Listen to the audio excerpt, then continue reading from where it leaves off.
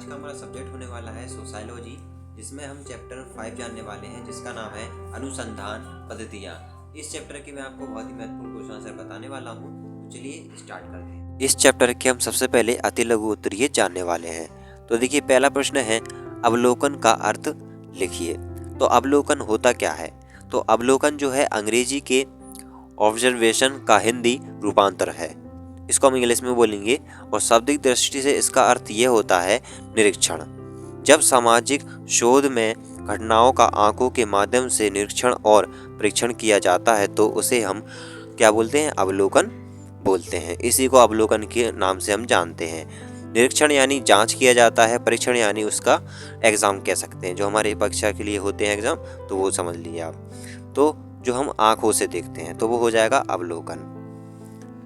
दूसरा प्रश्न है अवलोकन की दो परिभाषाएं लिखिए। तो जो आपके शिक्षा शास्त्री हैं उनके अनुसार ये परिभाषाएं हो जाती हैं। जैसे कि देखिए, पहला है बीपी यंग। इनका विचार है अवलोकन नेत्रों के द्वारा किया गया विचार पूर्वक अध्ययन, जो अभी हमने जाना अभी, ठीक है। तो जिसका प्रयोग सामूहिक व्यवहार तथा जटिल सामाजिक संस्थाओं के साथ साथ संपूर्णता का निर्माण करने वाले पृथक पृथक इकाइयों का सूक्ष्म निरीक्षण करने की एक पद्धति के रूप में किया जा सकता है। तो ये तो एक पहली परिभाषा हो गई हमारी।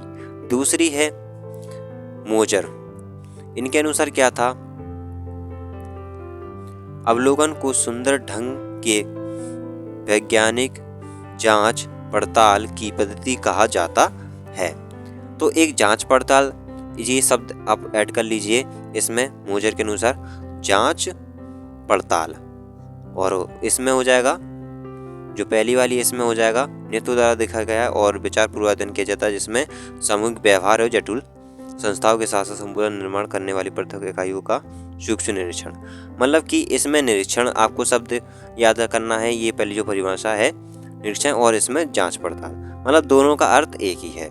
तो अवलोकन आंखों से देखा गया और हम उसका निरीक्षण करते हैं और परीक्षण द्वारा उसकी जांच करते हैं, बस ये है, ठीक है। आगे देखिए, ठीक अर्थों में अवलोकन में कानों तथा वाणी की अपेक्षा आंखों का प्रयोग स्वतंत्र है, जो आंखों से देखा गया है, ठीक है।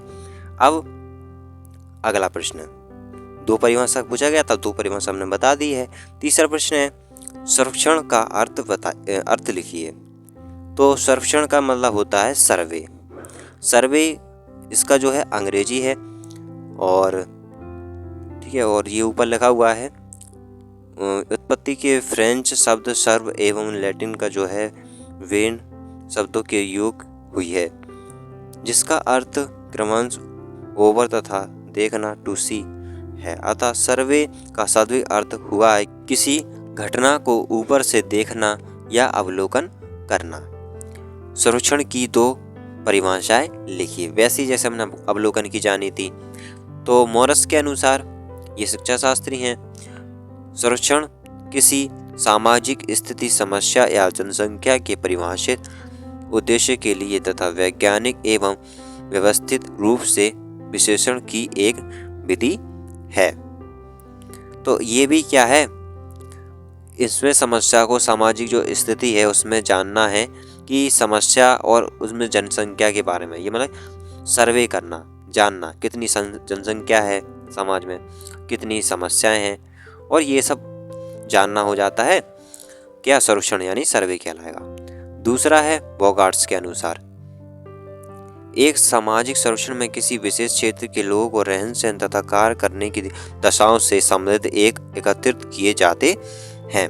तो जैसा कि हमने पहले ही यहाँ पर आपको बता दिया है कि लोगों के बारे में जानना, जैसे जनसंख्या के बारे में, कितनी जनसंख्या है, और समस्या के बारे में। अब इसमें कहा गया है लोगों के रहन सहन, किस तरीके से वह पहनाव ओढ़ाव करते हैं, उसके बारे में, और कार्य के बारे में, ठीक है। तो ये कहलाता है सर्वेक्षण यानी सर्वे। अगली परिभाषा है, अच्छा प्रश्न है अगला, सर्वेक्षण की 3 विशेषताएं लिखिए। तो पहली विशेषता यह है इस पद्धति के द्वारा सामाजिक, आर्थिक और सांस्कृतिक पहलुओं का अध्ययन किया जाता है। दूसरा, इसके अंतर्गत सामाजिक जीवन के मूर्त पहलुओं का अध्ययन किया जाता है। तीसरा, सामाजिक सर्वेक्षण सामाजिक जीवन के प्रत्यक्ष अध्ययन से संबंधित है। तो सर्वे करने से हम समाज की स्थिति को अच्छी तरीके से जान सकते हैं लोगों के बारे में। अगला प्रश्न है साक्षात्कार का अर्थ लिखिए। तो एक व्यवस्थित पद्धति है जिसमें दो या दो से अधिक व्यक्ति किसी विशिष्ट उद्देश्य से आमने सामने संवाद, बातचीत और प्रतिक्रिया करते हैं। यह एक मनोवैज्ञानिक पद्धति है जिसमें साक्षात्कार उत्तरदाता की भावना, विचारों, दृष्टिकोणों और आंतरिक जीवन का अध्ययन करता है। यह एक सामाजिक प्रक्रिया भी है। ठीक है, तो इसमें क्या होता है कि जो व्यक्ति है किसी विशेष उद्देश्य या किसी कार्य को लेकर आमने सामने बैठ जाते हैं और बात करते हैं। ठीक है, किसी मुद्दे को लेकर, तो ये हो जाता है साक्षात्कार। ठीक है, जिसमें वह अपनी भावनाओं को प्रकट करते हैं, किसके क्या विचार हैं। अगला प्रश्न है साक्षात्कार की दो परिभाषाएं लिखिए। पहला है गुडे और हार्ट। तो साक्षात्कार मौलिक रूप से सामाजिक अंतःक्रिया की एक प्रक्रिया है। ठीक है, इसको आप अच्छी तरीके से याद कर लें। दूसरे शिक्षा शास्त्री हैं जिनका नाम है पीबी यंग। तो साक्षात्कार को ऐसी क्रमबद्ध प्रणाली के रूप में माना जा सकता है जिसके द्वारा एक व्यक्ति उस दूसरे व्यक्ति के आंतरिक जीवन में बहुत कुछ कल्पनात्मक रूप से प्रवेश करता है जो कि उसके लिए सामान्यतः तुलनात्मक रूप से अपरिचित है। ठीक है, तो ये इसकी परिभाषा हो गई। अब देखिए साक्षात्कार की चार विशेषताएं। तो पहली विशेषता ये है कि सामाजिक अनुसंधान की एक पद्धति है। जो चैप्टर है अनुसंधान, उसी की एक ये पद्धति है, कौन? साक्षात्कार। दूसरा है इसके द्वारा सामाजिक जीवन और सामाजिक घटना के बारे में जानकारी प्राप्त की जाती है।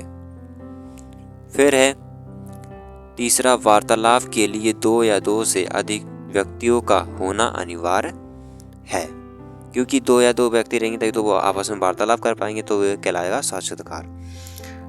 4 है इसमें अनुसंधानकर्ता और सूचनादाता के बीच आमने सामने के संबंध प्रत्यक्ष रूप से स्थापित होते हैं। तो अब 9 क्वेश्चन है प्रश्नावली के अर्थ को समझाइए। तो प्रश्नावली होता क्या है? जिसमें प्रश्न पूछे जाते हैं। जैसे देखिए उत्तर में प्रश्नावली प्रश्नों की एक आयोजित व क्रमबद्ध सूची है जिसके द्वारा विषय वस्तु या से संबंधित सूचनाएं प्राप्त करने में सहायता मिलती है। अगला क्वेश्चन है प्रश्नावली की दो परिभाषाएं लिखिए। पहला है बोगार्ट्स के अनुसार। तो प्रश्नावली विभिन्न व्यक्तियों को प्रश्नों का उत्तर देने के लिए दी गई प्रश्नों की एक सूची होती है। ठीक है, जैसे एग्जाम हमारे आते हैं तो उसमें काफ़ी सारे प्रश्न होते हैं और हमें लिखना होता है। यह प्रमाणीकृत प्रमाणों को प्राप्त करती है जिसका सारणीयन तथा गणनात्मक उपयोग किया जा सकता है। अगला है गुडे और हार्ट। तो सामान्य रूप से प्रश्नावली से अर्थ प्रश्नों के उत्तर प्राप्त करने की उस प्रक्रिया से है जिसमें एक पत्रक का प्रयोग किया जाता है जिसे सूचनादाता स्वयं भरता है। मतलब जैसे पत्र के बारे में जानकारी प्राप्त होती है और उसमें पूछा जाता है जो जो जानकारी उसमें भरना है। ठीक है, अगला क्वेश्चन है प्रश्नावली की 4 विशेषताएं लिखिए। तो पहला तो है प्रश्नावली प्रश्न की एक सूची होती है, अर्थात इसमें प्रश्नों का संकलन रहता है। दूसरा, प्रश्नावली का निर्माण समस्या के उद्देश्य और प्रकृति को ध्यान में रखकर किया जाता है। तीसरा है प्रश्नावली शिक्षित सूचनादाताओं के पास डाक या अन्य साधन के द्वारा भेजी जाती है। 4 है प्रश्नावली में स्पष्ट, सरल और प्रेरणादायक प्रश्नों को भरा जाता है। ठीक है, तो अब हम एग्जाम में कुछ लिखते हैं तो कुछ भी लिखकर नहीं आते हैं उल्टा सीधा, एकदम अच्छी राइटिंग में और जो प्रश्न पूछा गया है उसी से संबंधित हम लिखकर आते हैं, तभी हमें नंबर मिलते हैं। देखिए अब अगला प्रश्न है क्षेत्रकार क्या है? तो क्षेत्रकार का तात्पर्य उस अध्ययन से है जो अध्ययनकर्ता द्वारा अपने अध्ययन विषय से संबंधित व्यक्ति से प्राथमिक सूचनाएं एकत्रित करके किया जाता है। क्षेत्र का कार्य समझ सैद्धांतिक ज्ञान से ना होकर अनुभव सिद्ध ज्ञान से है। ठीक है, क्षेत्रकार से जितने भी क्षेत्रकार है उसमें अध्ययन किया जाता है सबसे पहले क्षेत्र का। ठीक है, फिर व्यक्तियों से जानकारी प्राप्त की जाती है, फिर वहां पर कार्य किया जाता है। अगला प्रश्न है, क्षेत्र कार्य किस प्रकार प्रयोगात्मक पद्धति का विकल्प है? तो प्राकृतिक विज्ञानों में जहां प्रयोग के द्वारा सामान्य नियम बनाए जाते हैं, वही समाज शास्त्रीय अध्ययन के लिए क्षेत्र कार्य द्वारा सामाजिक घटनाओं के घटित होने के कारणों और परिणामों को ज्ञात किया जाता है। ठीक है, तो इस तरह समाजशास्त्र व क्षेत्र कार्य प्राकृतिक विज्ञानों में होने वाला प्रयोग विकल्प है।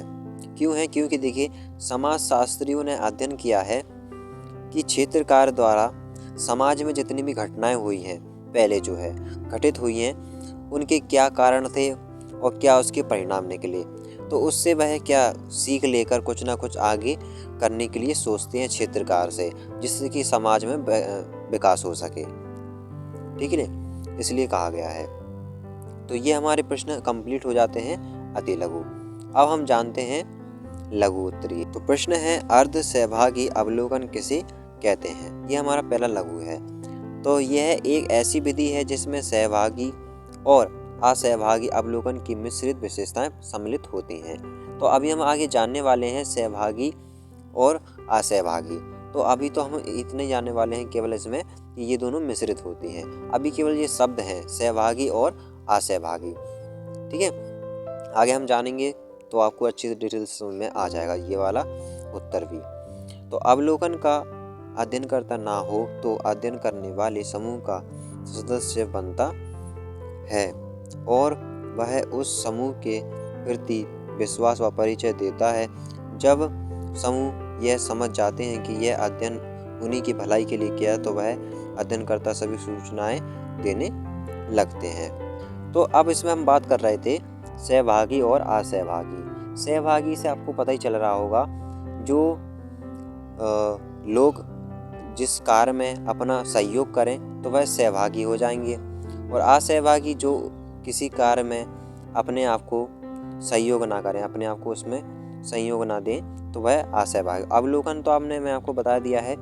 यहाँ पर अवलोकन माने होता क्या है? अवलोकन यानी हम किसी कार्य को देखते हैं, देखकर हमें उसमें निरीक्षण और परीक्षण की हमें अनुभूति होती है, तो वो अवलोकन कहलाता है। ठीक उसी प्रकार से सहभागी में यानी हम सहयोग करते हैं तो फिर वो जाता है सहभागी, यानी हम भी पार्टिसिपेट कर लेते हैं उसमें, और असहभागी में हम उसमें पार्टिसिपेट नहीं करते हैं तो वह असहभागी हो गया। दूसरा प्रश्न है, समूह अवलोकन क्या है? तो अवलोकन प्रणाली का प्रयोग सामूहिक व्यवहार के अध्ययन के लिए किया जाता है। समूह में होने वाली संस्कृति, रीति रिवाज अवलोकन के माध्यम से अध्ययन किया जाता है। ठीक है, तो अब समूह और अवलोकन, यानी समूह जुड़ गया अवलोकन से। अवलोकन आपने जान लिया तो आप समूह का भी पता चल गया होगा, यानी लोगों का रहन सहन किस प्रकार से है, समूह का अलग अलग होता है। ठीक है, जिसमें वह जानकारी प्राप्त करता है संस्कृति, रीति रिवाज अवलोकन के माध्यम से। अवलोकन यानी देखना, निरीक्षण करना। तीसरा है, नियंत्रण अवलोकन किसे कहते हैं? नियंत्रण अवलोकन के अंतर्गत अनुसंधानकर्ता को अवलोकन कार्य में अनेक सीमाओं का ध्यान रखना पड़ता है। यह सीमाएं सामाजिक घटना के लिए और साथ ही साथ अनुसंधानकर्ता के लिए लगाई जाती है, क्योंकि सामाजिक घटनाओं में घटना पर नियंत्रण रखना कठिन है। इसलिए अधिकांश तथा अनुसंधानकर्ता को स्वयं पर ही नियंत्रण रखना पड़ता है। मतलब कि उनके भी कुछ नियम होते हैं कि इतनी हमारी सीमा है, इतने से ज़्यादा हम और कुछ नहीं कर सकते हैं। तो ये इसलिए बनाए जाते हैं जिससे कि उनकी भलाई बनी रहे, लोगों पर प्रेशर ना हो। जैसे हमारा कानून है, उसके भी कुछ नियम होते हैं, उसके नियम के खिलाफ हो जाता है तो उसको दंड दिया जाता है। उसी प्रकार से जो अवलोकन जो कार्य है वो जो व्यक्ति करता है उसके लिए भी एक नियंत्रण है, वो अपने आप को नियंत्रण रखना पड़ता है उसको जो कार्य करता है। 4 है, असहभागी अवलोकन की परिभाषा लिखिए। तो यह सहभागी अवलोकन के विपरीत है, क्योंकि इसमें अवलोकन कर्ता प्रत्यक्ष रूप से किसी समूह में भाग न लेकर बल्कि उसकी दिनचर्या की क्रिया का अध्ययन करता है। वह उस समूह की गतिविधियों में भाग न लेकर समूह की घटनाओं की जानकारी प्राप्त करता है। इससे वह उसके व्यवहार का भी अध्ययन करता है। ठीक है, तो इसमें पार्टिसिपेट वह नहीं करता है, लेकिन उनकी गतिविधि को जानता है, उनके व्यवहार को। तो ये हो जाता है असहभागी। ठीक है, अब सहभागी जो पार्टिसिपेट करता है कि हाँ उस समूह में भाग लेता है और उसकी गतिविधियों व्यवहार का अध्ययन करता है, इससे उसको समूह की घटनाओं का भी अध्ययन करता है। तो आई होप कि आप सहभागी और असहभागी समझ चुके होंगे। ठीक है, तो सहभागी मतलब कि अवलोकन इसमें जुड़ गया है, तो इससे तात्पर्य हमें ये पता चल जाता है कि व्यक्ति जो है समूह का निरीक्षण तो करेगा ही करेगा, लेकिन डिफरेंस ये हो जाता है असहभागी में वह पार्टिसिपेट नहीं करता है, समूह में नहीं जुड़ता है, और सहभागी में जुड़ जाता है। इसमें सहभागी में वह जुड़कर व्यवहार गतिविधियां का अध्ययन करता है समूह की, और असहभागी में वह जुड़ता नहीं है समूह से और गतिविधि प्राप्त करता है, अध्ययन करता है समूह के बारे में। 6 है जनगणना सर्वेक्षण क्या है। तो देश की जनसंख्या संबंधी आंकड़ों को प्राप्त करने के लिए किया जाने वाला सर्वेक्षण, जैसे भारत का 1991 का जनगणना सर्वेक्षण था। तो ये तो एक याद करने के लिए हो गया, समझने के लिए। अगला है साक्षात्कार निर्देशिका को स्पष्ट कीजिए। तो एक साक्षात्कार को कुछ विषयों को लेकर व्यक्तियों के आमने सामने का मिलन कहा जा सकता है। इसमें सूचनादाता पर किसी प्रकार का नियंत्रण अवश्य पाया जाता है और पूर्ण स्वतंत्र नहीं रहता, और अनुसंधान सूचनादाता द्वारा बताई गई अनेक बातों में से मूल बात को चुन लेता है। तो देखिए, मैंने आपको बता दिया है कि साक्षात्कार होता क्या है। दो व्यक्ति आमने सामने बैठकर बात करते हैं और निर्देशिका यानी किसी सूचनादाता तो बताई गई अनेक बातों से मूल बात को, हाँ आमने सामने बात करते हैं। अगर कोई बात जो है निश्चित तय हो जाती है तो उसी बात पर अमल करते हैं सभी जो व्यक्ति वहाँ पर बात करते हैं आमने सामने बैठकर। देखिए, अगला है चित्र में प्रश्नावली से आप क्या समझते हैं। तो चित्र में प्रश्नावली से तात्पर्य यह है कि यदि प्रश्न इस प्रकार का है कि आपको ग्रामीण जीवन पसंद है या नगरीय, तो उत्तर के लिए ग्रामीण व नगरीय के चित्र बने होंगे। सूचनादाता इन दोनों में से एक पर निशान लगाएगा। इससे अनुसंधानकर्ता के कार्य में सरलता और रोचकता का आ जाती है। अब इसमें जो आ रहा है बार बार शब्द अनुसंधानकर्ता, यानी जो चेक करेगा आपकी कॉपी को, यानी कह सकते हैं शिक्षक कह सकते हैं, और सूचनादाता यानी हम हो जाते हैं स्टूडेंट, और इसी पे ये चैप्टर आधारित है। अगला प्रश्न है खुली प्रश्नावली क्या है। तो यह असीमित प्रश्नावली के नाम से भी जाना जाता है। इसमें मात्र प्रश्न लिखे होते हैं और उत्तर के लिए स्थान खाली रहता है। सूचनादाता अपने मनमाने उत्तर को प्रश्नावली की इस जगह में भरता है। इस प्रश्नावली संबद्ध उत्तर नहीं दिए जाते। यह प्रश्नावली विचारों के खुले प्रदर्शन का सशक्त स्वरूप है। मतलब कि इसको असीमित इसलिए कहा गया है कि इसमें हम जैसे स्टूडेंट यानी कह सकते हैं सूचनादाता, वह चाहे जितना अपने मन मर्जी विचारों को अच्छी तरीके से लिख सकते हैं, कितने भी शब्द जितने वह लिखना चाहे। अब देखिए अगला क्वेश्चन, बंद प्रश्नावली किसे कहते हैं। इस प्रश्नावली को सीमित कहा जाता है। यहाँ पर है सीमित प्रश्नावली के नाम से भी जाना जाता है। इस प्रश्नावली में प्रत्येक प्रश्न के आगे जितने भी संबंधित उत्तर होते हैं लिख दिए जाते हैं। सूचनादाता अपना उत्तर इन्हीं प्रश्नों के माध्यम से करता है। इसका अर्थ यह हुआ कि उस प्रश्नों के उत्तर को सीमित कर दिया जाता है। मतलब कि अलग से लिखा होता है, एक 50 से 60 शब्दों का लिखें या 40 से 30 शब्दों का लिखें, इस प्रकार से। ठीक है। अगला प्रश्न है, क्रियात्मक क्षेत्र कार्य से आप क्या समझते हैं? क्षेत्र कार्य की सरलता के लिए यह आवश्यक है कि अध्ययनकर्ता तथ्यों को एकत्रित करने के लिए प्रतिशिक्षित हो तथा उसमें स्वयं भी तथ्यों का अवलोकन करने की योग्यता हो।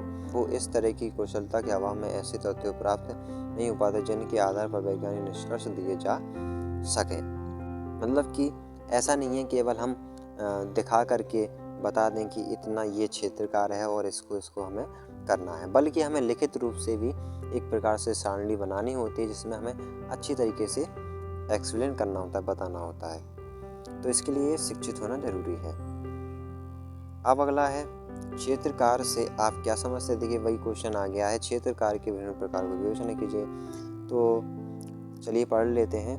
क्षेत्र कार्य मानव विज्ञान की आत्मा है। यह मानव शास्त्रीय सिद्धांत और उसके आधार धारणाओं का अध्ययन करते हैं। वह सब क्षेत्र कार्य पर आधारित, इसे हम क्षेत्र कार्य कहते हैं। क्षेत्र कार्य करने से पहले क्षेत्र का चुनाव करना पड़ता है और क्षेत्र का चुनाव करने के बाद जाना पड़ता है। उन लोगों के साथ संबंध स्थापित करने पड़ते हैं जहाँ पर हम कार्य करना चाहते हैं, लोगों के साथ संबंध स्थापित करने होते हैं। जिनके साथ हम अध्ययन करेंगे या अध्ययन से संबंधित व्यक्ति से बातचीत करके क्षेत्र कार्य करेंगे। हम जिस भी क्षेत्र का अध्ययन करना चाहते हैं तो हमें सूचनादाता का प्रयोग करके क्षेत्र कार्य की सूचना का आदान प्रदान करना होता है। ठीक है, ये हमारा प्रश्न कंप्लीट हो जाता है। अगला प्रश्न, समाजशास्त्र में क्षेत्र कार्य के महत्व का वर्णन करें। तो पॉइंटों में है, अच्छी तरीके से हमें याद होगा जल्दी। तो ग्रामीण अध्ययन में सहायक, पहला तो ये। दूसरा है सामाजिक नीतियों के निर्धारण में योगदान। तीसरा है सामाजिक समस्याओं का व्यवहारिक ज्ञान। 4 है सामाजिक परिवर्तन की जानकारी। अगला है गुणात्मक तथ्यों का अध्ययन। 6 है तथ्यों का सत्यापन करने में उपयोगिता। अगला है सामाजिक नियोजन में रचनात्मक भूमिका। फिर है सामान्य भ्रांतियों का निवारण। फिर है वैज्ञानिक अनुसंधान में सहायक। तो ये हमारा कंप्लीट होता है इस चैप्टर से। जो मैं आपको महत्वपूर्ण क्वेश्चन बताए हैं, इनको अच्छी तरीके से आप नोट कर लें।